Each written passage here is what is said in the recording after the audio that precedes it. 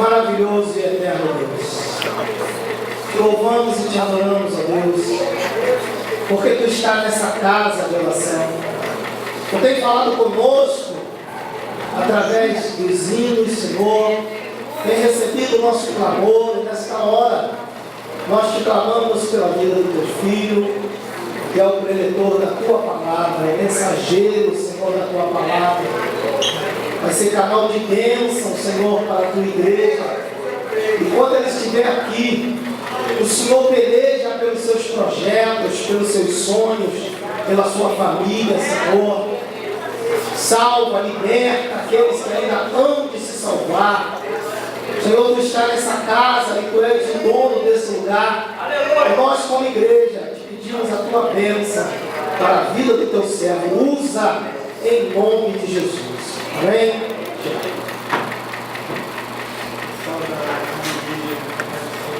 Amém? Amém.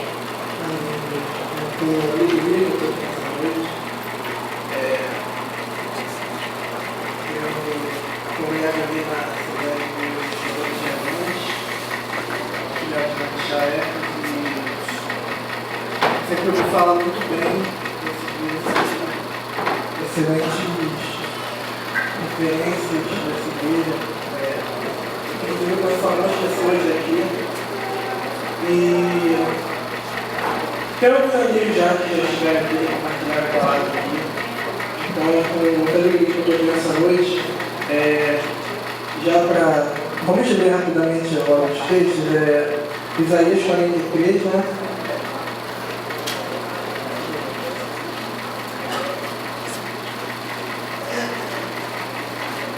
Eu queria que a igreja abrisse e deixasse, separasse Isaías 43, versículo 11, que é o tema, e Atos capítulo 4, versículo 11. Se puder abrir os dois, a gente vai ler o 43, depois vai ler Isaías e vai lá para Atos. Porque esses dois textos eles fazem referência um ao outro.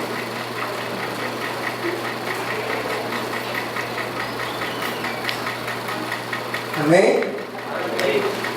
Diz assim, eu mesmo sou Yahvé, o Senhor, e além de mim não há Salvador algum.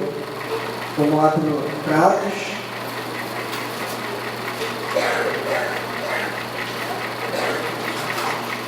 A gente vai ler o versículo 11 e 12.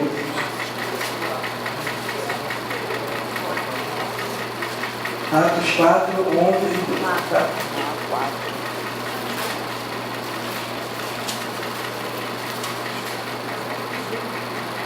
Diz assim a palavra: Este Jesus é a pedra que foi rejeitada por vós, os construtores, a qual foi posta como pedra angular. E, portanto, não há salvação em nenhum outro ente, pois em todo o universo não há nenhum outro nome dado aos seres humanos pelo qual devamos ser salvos. Deve parecido o texto? Não tem uma ligação? Pode se sentar aqui. Muita alegria, como eu já disse, que estou aqui com os irmãos. Para quem não me conhece, eu sou o Thiago Dias. Eu estou ali com meus amigos, né? Eu nunca vou sozinho, essa galera, entre outros que não puderam vir, sempre me acompanham. Ali está minha namorada, minha esposa, em nome de Jesus, Amanda. Queridão, meu amigo Flávio, que está sempre, ele é o cara que quando eu vou pregar, ele aparece do nada. Ele nunca fala que vai aparecer, ele aparece do nada, quando chega no local ele já está, ou então ele aparece de uma hora para outra. Está ali o Dudu, que é meu amigão, nunca sai para lugar nenhum para pregar sem ele, sempre está junto. E na ministra de oração eu admiro muito, não só pelo dom que ele tem, mas pelo mais importante que é o caráter que ele tem, porque eu conheço. Aleluia! Isso é o mais importante, porque muitas pessoas servem, têm dons maravilhosos, e muitas vezes é até Deus que usa mesmo, mas se você parar para avaliar o caráter dessa pessoa, se você parar para ver a vida dessa pessoa, a pessoa não tem vida nenhuma e não tem temor nenhum, Deus. Eu creio que nesses dias a gente precisa se atentar a esse tipo de coisa. Porque o altar não é um lugar para exibicionismo, ele é um lugar onde a pegada de Deus divide com corações e vidas precisam ser transformadas através dessa palavra. Não adianta eu vir aqui e expressar dom perante a igreja, porque eu vou estar simplesmente massageando o meu ego. Mas quando eu estou aqui porque eu entendo o propósito de Deus, eu fui transformado por algo que Ele gerou em mim, eu nasci de novo. Isso me leva a desejar que outros sejam salvos, sejam alcançados pelo mesmo amor que eu fui alcançado. Isso me leva a ter temor ao Senhor, a levar uma vida de retidão e santidade a Ele, e que eu viva para que outras pessoas reconheçam Ele, como é o tema dessa mensagem. Ele é Deus, reconheçam Ele como o Senhor soberano sobre o nosso futuro. E não é como reconhecer Ele soberanamente sobre nossas vidas se nós não nos esforçarmos ao máximo para sermos parecidos com Ele. E para a gente não começar a pregar, está vendo a amiga Brenda também, ela também sempre que pode estar junto com a gente. Então, esses são alguns dos meus amigos que a gente sempre está junto. Quando vai ministrar, eu vou também, a gente acompanha sempre um outro. E a gente tem trabalhado, cadê o Guilherme? Não? Até o Guilherme já teve presente 21, a gente trabalha muito com evangelismo nas ruas e comunidades. Nós temos um projeto chamado Manifeste. Alguém que já ouviu falar? Não? Manifeste? Também é lá de Castilhão de falar. Então, como a gente funciona? A gente é baseado naquele versículo que diz que toda criação aguarda a manifestação dos filhos de Deus. A gente usa como uma ideia, né, de que a gente precisa nos manifestar como filhos de Deus. E qual a forma que a gente usa para se manifestar? Levando o Evangelho para outras pessoas. E a gente tem feito em alguns locais, a gente já fez na comunidade de Jorge Turco, na comunidade de Honório, em outras comunidades, Paradas de Luta, depois algumas igrejas nos convidam, acolhem a gente ali com uma igreja base, e a gente acampa ali. Aí a gente funciona como? A gente faz um culto pela manhã, uma adoração, a gente chama de ativação, né? A gente tenta direcionar uma palavra que te desperte para o desejo de sair lá para fora e levar o evangelho a outras pessoas. E na parte da tarde, geralmente, a gente evangeliza. A gente sai, a gente entra na comunidade, e cada uma sua maneira. A gente tem diversos estratégias. Alguns evangelizam com um abraço grátis, que é uma maneira de você chegar assim como o folheto. O folheto por si só não é evangelista, mas é uma maneira de você se aproximar da pessoa e ter aquele contato mais íntimo para você possa compartilhar o evangelho. E em cada lugar a gente tem usa uma estratégia que a gente acha que vai ser adequada para o local em questão. E a gente tem que trabalhar dessa forma. Muitas pessoas de diversas denominações, batistas, presbiterianos, assembleanos, eles têm caminhado juntos nessa empreitada e tem resultado muitos frutos assim disso. E a forma fantástica. Eu costumo dizer que algumas vezes a gente não é tão edificado, quer dizer, a gente é mais edificado lá fora do que às vezes no culto. Por quê? Porque lá fora, quando você sai de cada mas você sabe, muitas pessoas que acham que não tem nada para oferecer. Só que quando eles chegam lá fora, elas sentem a necessidade, elas estão no ambiente em que todos estão compartilhando algo do Evangelho, elas começam a compartilhar também. E quando elas veem o resultado disso, elas voltam completamente edificadas, alegres. Por quê? Porque elas achavam que não eram capazes daquilo. E elas, ali estando nesse ambiente, elas veem que elas começam a fluir em Deus e compartilhando a mensagem. Por que eu estou falando isso? Porque hoje eu conheço adolescentes, e a maioria das pessoas que caminham com a gente são de 25 anos para baixo. Tem muitos adolescentes.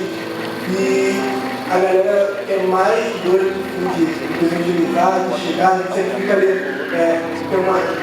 Sempre tem a galera que está mais ativa e tem a galera que fica auxiliando. Então, como eu observo muito, eu vejo a paixão que há, eu vejo um desejo que há de compartilhar o Evangelho. Só que esse desejo ele não pode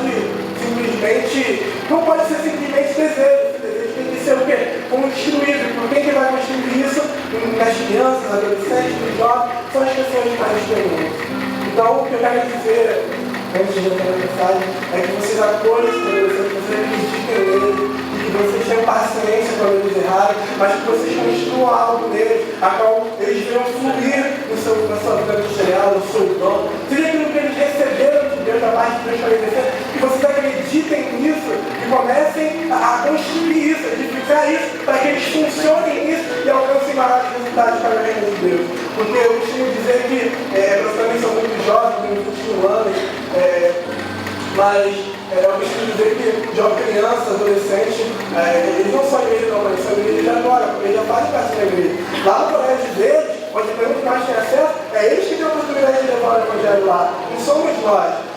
Existem vários locais que eles estão em grupos de amigos ali, e só quem pode compartilhar a Cristo lá dentro são eles. Então eles já são igreja, já funcionam como igreja. Talvez eles não sejam influentes, talvez eles não sejam como eu, talvez como em relação a alguns irmãos mais diferentes, não sejamos tão amadurecidos quanto esses irmãos. Nós já somos igreja. Nós já somos a igreja do agora. Nós somos a referência que a geração que está aí fora. E a nossa vida precisa conseguir o evangelho. E voltando para o texto, eu fiz relação desses dois contextos, porque esse capítulo de Isaías, ele traz uma profecia que tem estreita ligação, uma profecia messiânica, que traz relação com Cristo, porque fala de salvação, e nós sabemos que aquele que veio, o que se encarnou, Deus encarnado é Cristo, que veio trazer a salvação aos homens. E naquele discurso de Pedro ali em Atos, após ele curar um coxo, ele começa a fazer esse discurso, ele vai fazer uma menção em referência a esse texto. E aí eu quero ficar nesse texto porque eu acredito que toda a mensagem ela tem que concernir Jesus Cristo. Eu posso aqui falar um monte de termos teológicos, eu gosto muito disso. Eu já conheci teologia e já fiz vários cursos, inclusive o Guilherme, que foi o amigo que me convidou para estar aqui nessa noite. Eu conheci ele na Jucum, que foi um curso que a gente fez sobre missão de fronteiras. Mas eu posso usar aqui uma série de argumentos teológicos sobre soteriologia, escatologia, pneumatologia e todas essas outras vias. E se isso não concernir em Jesus Cristo, isso de nada adianta. Se Cristo não for revelado em toda a mensagem, se todo o culto Cristo não for a realidade de tudo que nós fazemos, não avalia nenhum que nós fazemos. Tudo que a gente faz sem Jesus não tem valia.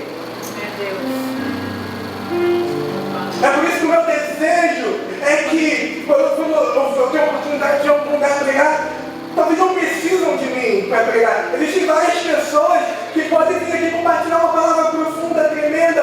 Eu não sou o cara mais capacitado para estar aqui, mas uma coisa é certa, se eu tenho a oportunidade, eu vou fazer o máximo possível para que o nome de Jesus seja exaltado. E esse é o meu desejo, que todo pregador, que todas as pessoas, todos nós pegamos o evangelho em algum lugar, em alguma área da nossa vida, é que tenhamos esse desejo. Que Cristo resplandeça sobre nós. Sabe, há um poder tão glorioso nesse nome. Meu Deus. Ele nos concedeu algo tão maravilhoso. Ele não apenas nos salvou, ele nos fez corpo dele. Ele nos fez co-participantes da sua missão. Ou seja, nós somos os responsáveis para dar continuidade à salvação, à obra de Cristo. E qual é a salvação? Aleluia. O evangelho ser propagado até os confins da terra. E muitos de nós já temos ouvido falar, já vemos isso, porque nós somos pessoas que leem as Escrituras, que já é chegado nos últimos dias. Mas algo que eu tenho para dizer é que há muito ainda para se fazer nesses dias. A palavra de Deus diz que os últimos dias serão dias trabalhosos.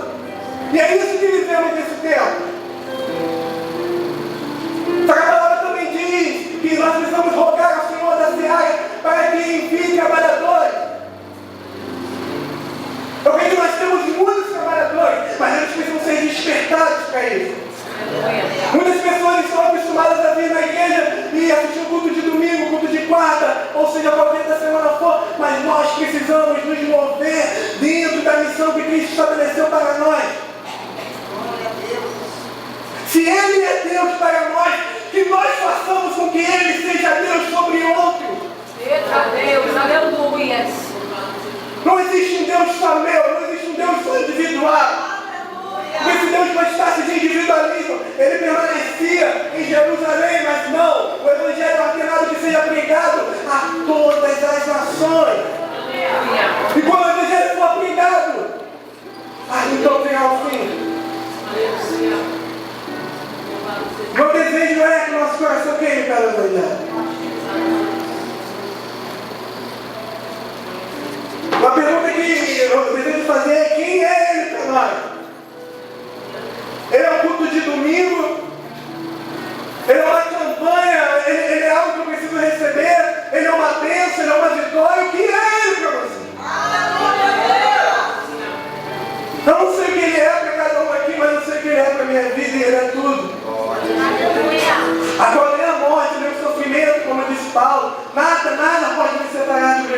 obrigado. Você vê pessoas que nasceram de novo de fato. E não pessoas que simplesmente mudaram a forma de agir, de ser sim, isso é maravilhoso. Mas a obra do Espírito começa interiormente. A religiosidade tem o poder de mudar o estereótipo. Mas só Cristo transforma o coração.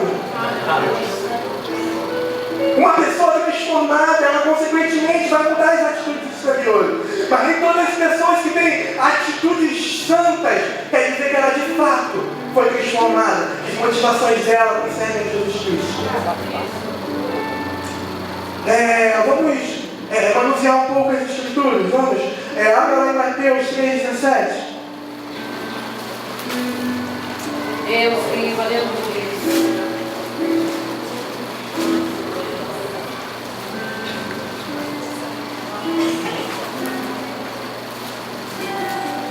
Nós choramos, Jesus, Tua soberana, nós chamamos mais que tudo, Tu és Senhor. Leva para os seus pés. Aleluia.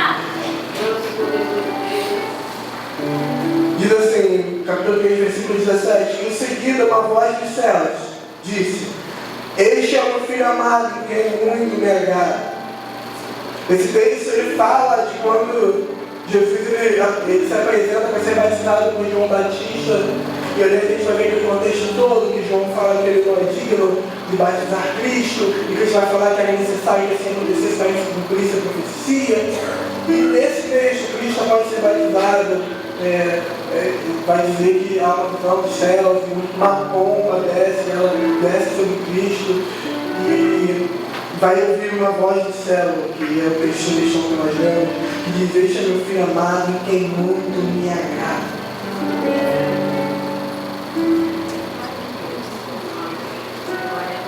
Quem foi o primeiro a reconhecer que Jesus Cristo é Deus, é o próprio Deus.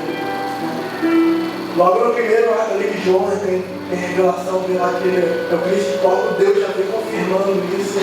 E a primeira revelação que vem é de Deus. Deus reconhece que Jesus Cristo é o Messias.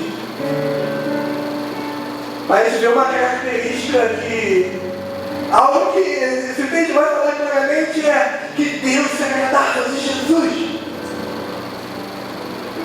Para começar um pouco, Jesus não tinha nem iniciado o seu ministério. Jesus não tinha feito muitas coisas. Ele não tinha feito, vamos dizer assim, nada para agradar a Deus. Vamos dizer assim, algo que ele quisesse fazer, exercesse ministerialmente com o objetivo de agradar a Deus. Não. Ele é agradável aos olhos de Deus. Por quê? Simplesmente quem ele era. Isso me faz lembrar de Marta e Maria. Que Marta, ao receber Jesus, ela começa a fazer muitas coisas, ela começa a ficar agitada, querendo ali, né? Não sei, deixa claro, mas a gente pode imaginar, talvez impressionar Jesus, talvez, né? A mostrar que está fazendo alguma coisa, quando Maria não está fazendo nada, então buscar Jesus. E Marta, não satisfeita em não estar dando atenção devida ao Senhor, ela ainda vai reclamar com ele para que mande Maria trabalhar junto com ela. Sabe o que para para pensar? Jesus Cristo não ia dormir na casa deles de novo. Jesus Cristo estava passando ali, ele resolveu ficar ali alguns dias e Marta, preocupada em agradar ele, estava fazendo muitas coisas, mas não estava se relacionando com ele. Sabe, não ia disputar de uma intimidade, não ia conhecê-lo. O meu medo é que muitos de nós estejamos fazendo muitas coisas, mas no grande dia ele não nos conhece. Como aqueles que expulsaram demônios, que fizeram milagres, mas no grande dia ele não nos conheceu. Temam isso. Nossa. Mas ele viveu uma vida inteira fazendo tudo para Jesus, mas não conhecer Jesus. Naquele dia olhar para você, poxa, que legal, você fez muitas coisas. Mas onde é que estava o meu lugar de fato nessa vida? Na sua vida?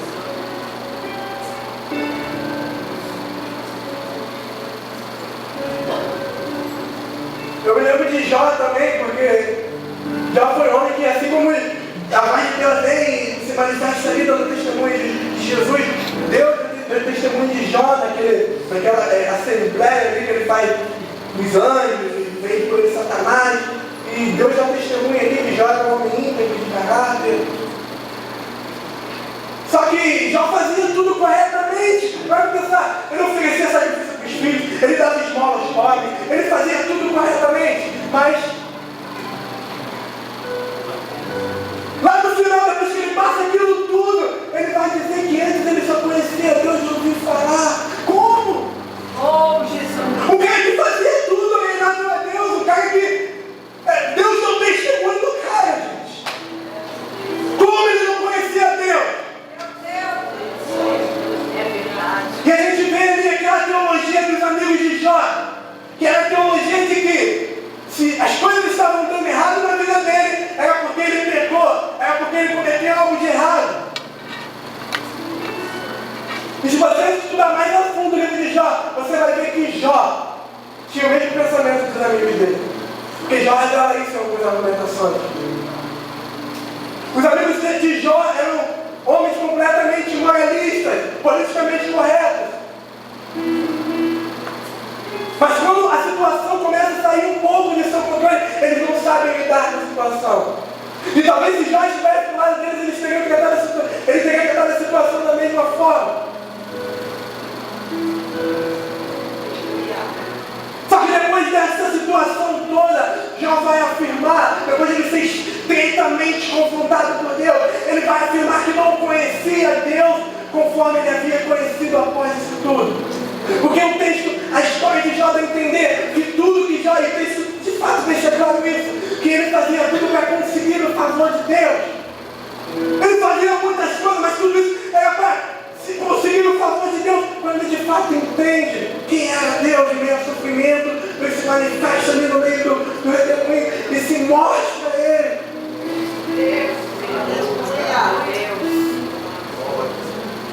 E mostra a ele que não é simplesmente pelo que faz, mas é porque ele é. Cristo não veio morrer por você para te resgatar pelo que você faz ou deixa de fazer. Ele veio porque você é, porque você é criação dele, porque ele te amou antes da fundação do mundo e o Filho veio para te salvar. E se nosso evangelho não conseguir isso, eu não sei que evangelho nós temos pegado, gente. Cristo precisa ser manifesto em tudo sobre nós, em nossas ações, em nossas palavras, em nosso interior, em todas as áreas de nossas vidas. Que haja um desejo em nosso coração.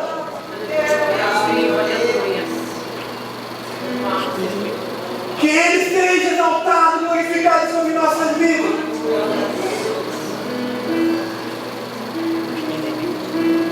Sabe que a nossa adoração seja como verdadeiros adoradores.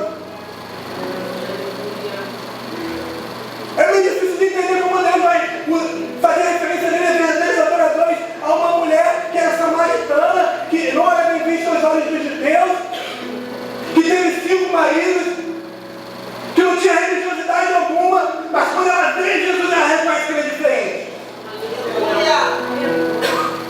Quando ela vê Jesus, a atitude dela é de rendição, o coração dela se quebranta ali com a revelação de quem Cristo é.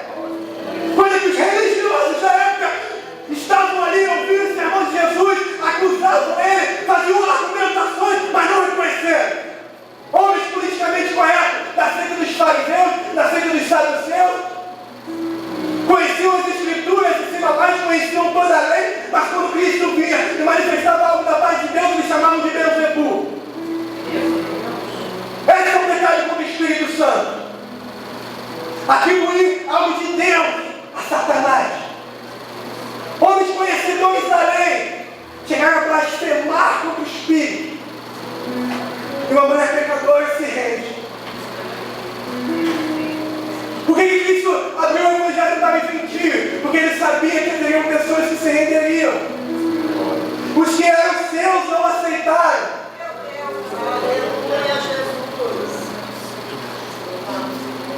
Quantos de nós aceitamos Ele no nosso dia? Não só aceitar como um ato, um ritual, não. Oh. Mas que Ele seja tudo em você. Se de fato alguma vez você veio aqui, levantou a sua mão e falou: quero que esse Jesus na sua vida não mudou nada, eu quero te dizer que você não entregou ainda a sua vida a Jesus, e você precisa se voltar para Ele, porque você precisa reconhecer isso sobre a tua vida e que Ele manifeste o teu caráter em você. Que você seja feito cidadão do céu. Não viva essa vida para você, não vale a pena. Eu não sei o que tem chamado a tua atenção aí fora, eu não sei o que tem pedido o teu coração, os teus pensamentos, mas que Cristo venha romper com tudo isso e a despertar um amor, uma paixão em você que nada nesse mundo possa saciar e que você não possa conter. Aleluia. Quando nós fomos verdadeiramente, completamente transformados, sabe o que acontece? Acontece o que acontece na mesma ambiência do Pentecostes. A Pentecostes vai falar ali em Atos 2 que eles estavam reunidos em um só lugar, estavam em comunhão, em um só pensamento, aguardando a promessa de Deus. E quando Ele vem, Ele desce, todos estão envolvidos por aquela presença. Ali começa a se manifestar o dom de línguas, que era o sinal para que o Evangelho seria pregado a todas as nações. Mas a questão que eu quero trazer dentro do Pentecostes é: toda vez onde há comunhão, todo lugar onde há unidade, onde há um desejo sincero, Deus se faz presente bem.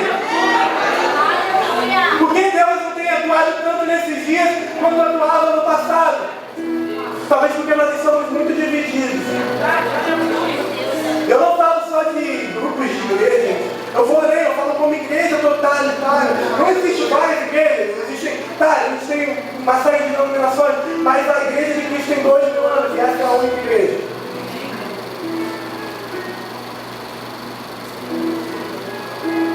Vamos ler mais um pouquinho? É bom ler a escritura. Quantos amam a palavra de Deus? Glória a Deus. Está faltando paixão pela palavra do Senhor. Não só das escrituras em si, mas toda a ferramenta que nos ajuda a compreender as escrituras. Meus amigos, meu namorado vão ficar doido comigo, não posso entrar numa livraria evangélica que é certo. Ela fala: você nem vai ler isso tudo, amor, mas quando eu quiser, ele vai estar ali, quando eu precisar consultar também. Toda a ferramenta para compreender melhor.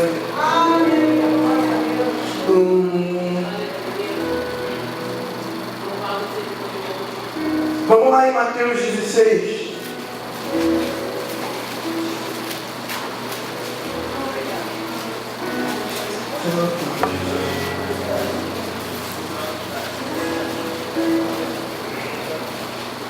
Diz assim a palavra de Deus. E Simão Pedro respondeu: tu és o Cristo, o Filho do Deus vivo. Que revelação que Pedro teve esse texto. Ali nesse texto estava havendo uma série de questionamentos sobre quem era a pessoa de Jesus. Alguns diziam que ele era Elias, outros Jeremias, alguns dos profetas, João Batista, e assim por diante. Quando Jesus vai perguntar ali: e você, quem diz que eu sou? E Pedro ele tem uma compreensão ali tremenda, ele afirma que ele é o Filho de Deus. Aleluia.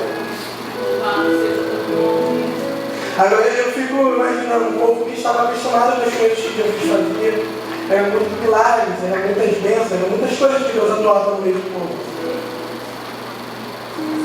Só que na hora de reconhecer quem ele era, eles não sabiam, eles estavam confusos. E era uma divergência tremenda, porque alguns diziam que ele era um dos profetas, outros diziam Elias. Cara, ele fazia tantas coisas lá no meio deles, e às vezes Deus está atuando tanto em nosso meio, mas será que mesmo com todas as atuações, nós temos conhecido a Ele? Porque muitas das vezes nós estamos acostumados conhece bem as suas mãos. Mas o que fala desses dias é conhecer a sua face.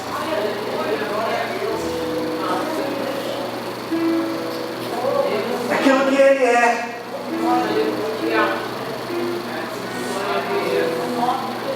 Tem o texto de Paulo, agora no reparo de Bíblia, que ele vai falar que nós temos que ser como reflexo.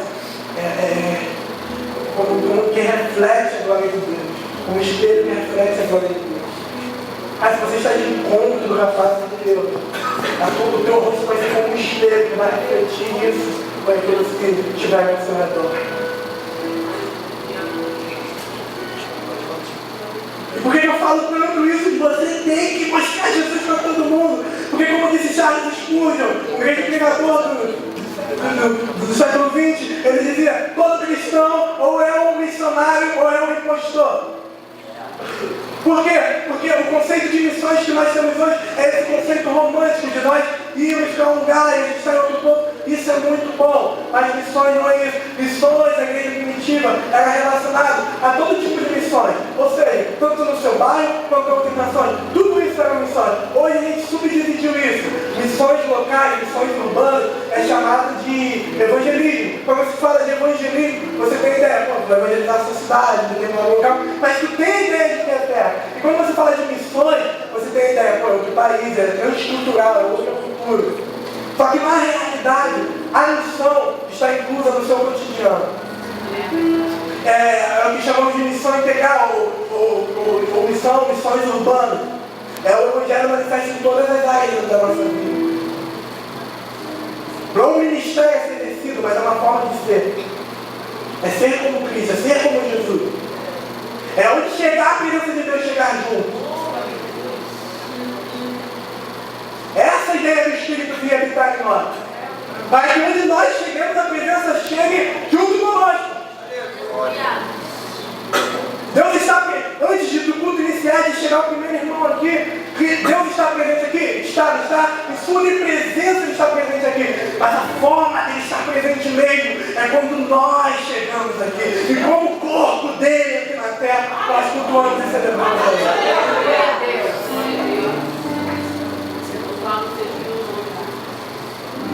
Aleluia. Que Ele seja Deus sobre nossas vidas. O meu desejo é que a gente se desperte nele. Eu sou o tipo de pessoa que acredito muito em todo mundo. O cara que chegou na igreja hoje, que se converteu aqui, eu acredito que ele tem muito para passar de Jesus para mim.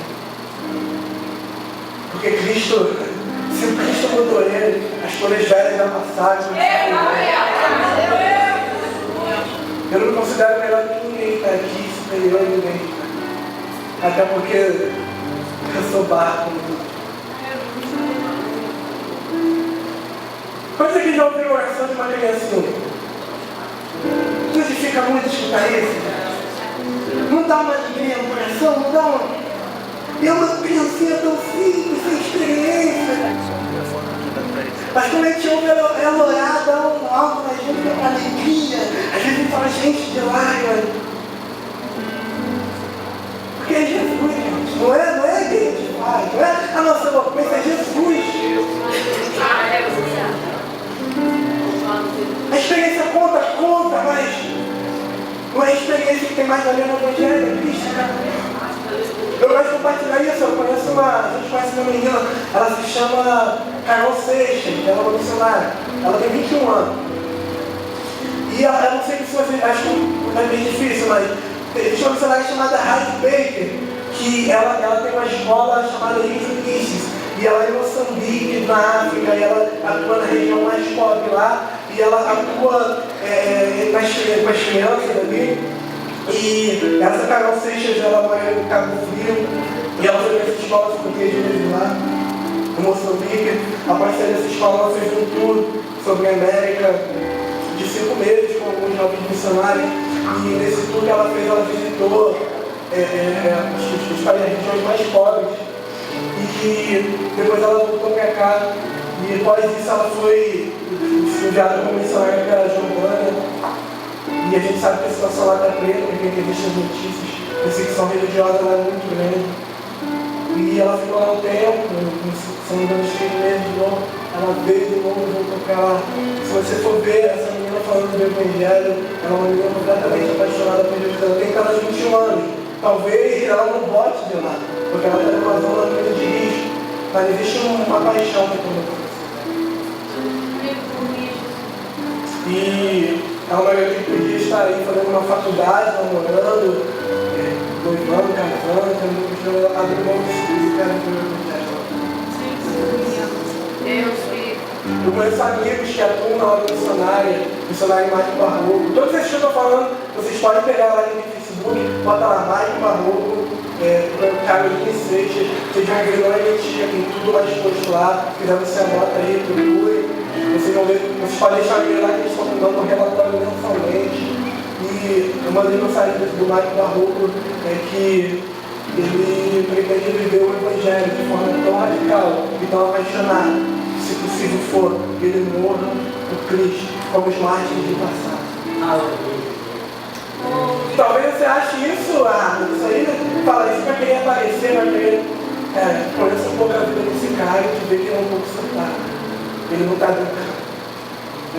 São pessoas que são cheias de Evangelho. Eu não estou querendo dizer que você tem que largar isso aqui e ir lá para o país mais pobre da África, não. Eu estou dizendo que eles entenderam o chamado deles, pelo que Cristo designou eles de folhas. E eu quero te dizer que, independente de onde seja, se for aqui, no seu bairro, na escola, dentro de uma faculdade, cara, que a gente vai evangelizar os perdidos, a gente entra nas comunidades, mas a gente esquece dos letrados. Aí que com esses letrados ficam? Com o evangelho da prosperidade, que está na televisão. Foi o evangelho que você tem que dar para receber, o evangelho da barganha, está constantemente indo.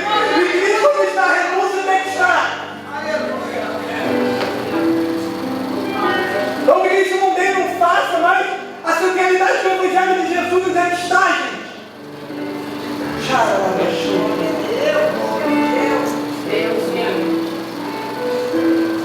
Eu não acredito no evangelho primeiro, gente, me desculpa. Vocês podem até não gostar do que eu estou falando, eu vou citar isso de coração aberto, mas eu não aceito o evangelho sagrado do meu. O evangelho é mais de mim para ele, não é mais dele para mim. O que ele quiser me dar é consequência. Buscar primeiro o reino de Deus e as demais coisas serão acrescentadas. Quando ele diz demais coisas, não é que exista um segundo ou terceiro lugar. Tudo é demais coisas. Ele é centralidade. Só existe ele a ser buscado. Tudo é consequência da minha vida com ele. Eu não preciso buscar ele, buscar uma casa, um trabalho, uma bênção. Não, à medida que eu busco a ele, eu estou coisas você vai me fazer porque ele é fiel.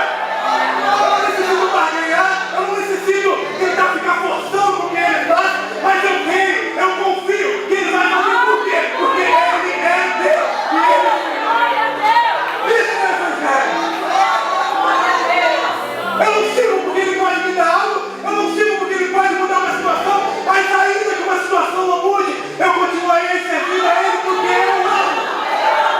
Eu amo de todo o meu coração. E assim como ele deu a vida por mim, eu quero dar a minha vida a ele e a ele. E se isso não for motivação do meu coração, é toda a minha vida, é tudo isso que eu vivo. A vida de Paulo não mudou para ele depois que ele se converteu. Pelo contrário, ele sofreu perseguições, calúnias, naufrágios, foi escoteado, foi perseguido. A vida dele, gente, não foi nenhum absurdo. Analisa a vida de Paulo. Paulo perseguiu os cristãos, mas ele tinha uma vida confortável a princípio. Não tinha ninguém perseguindo ele era estudioso, tinha uma vida comum. Ele veio para o evangelho, o que acontece com a vida dele? Perseguições, calúnias. E a gente saiu da igreja com tanto medo de outras coisas. Às vezes uma falinha, um irmão que discorda isso, a gente já está com o coração ferido. Eu tenho aprendido uma coisa na minha caminhada: um coração que não se guardem isso, um coração que não se ofende, é uma semente para a unidade. Um coração que não se ofende é uma semente para a unidade. Pelo amor de Deus, grave isso. Um coração que não se ofende é uma semente para a unidade. Cristo vai fazer uma oração que ele fala: é necessário que todos sejam um, para que o mundo creia no Pai. Viu João 17. Depois você lê lá nesse capítulo, lê João todo. Esse João é maravilhoso. Mas se você quiser mais, lê esse capítulo de João. irmão, que é a missão sacerdotal de Jesus. É necessário que nós sejamos um, para que o mundo creia que o Pai o enviou. Que o mundo venha crer porque nós somos um. Que nós o amamos. Oh, Espírito Santo.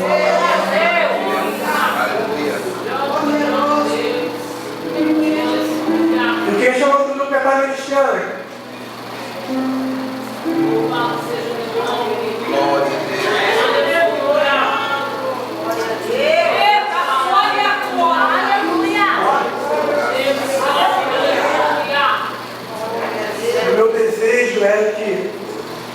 O meu desejo é que nossos corações sejam incendiados. Sabe, eu creio que a iniquidade aumentará nesses dias, mas eu creio que também haverá uma manifestação do Espírito como nunca houve. Porque à medida que a iniquidade cresce no mundo, à medida que a iniquidade aumenta no mundo, a igreja precisa crescer em santidade. Por quê? Para comigo. Vamos ficar de pé? O Dudu vai estar fazendo a oração com algumas instruções.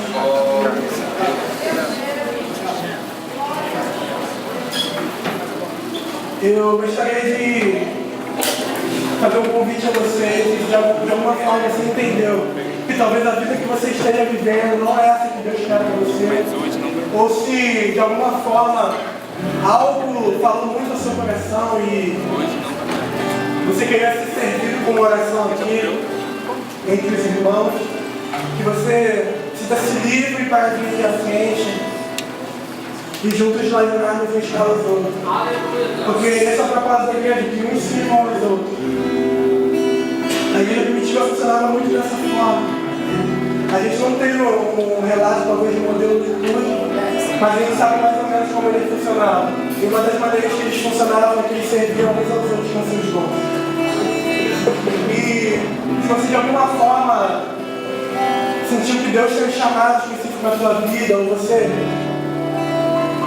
algo mexeu com você sinta-se livre para vir aqui.